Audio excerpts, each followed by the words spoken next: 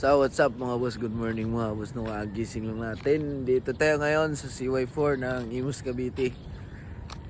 So nagpapaaraw ako dahil sobrang lamig.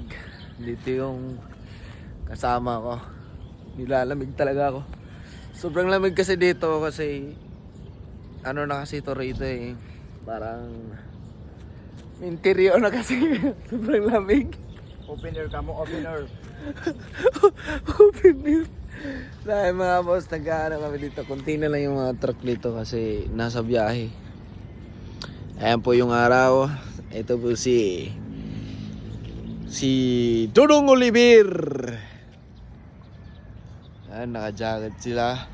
Ayan po yung truck natin mga boss. Cusco container po tayo ngayon.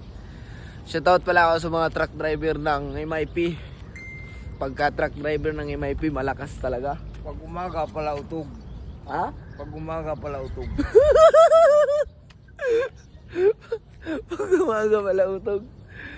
So, sarap ng tulog natin kanina mga boss, no? Kasi alas 7 pa lang, ang lamig na eh. So, ngayon, nag-aantay lang kami magbukas ng tindahan dahil mag-almusal muna kami. So, thank you mga boss!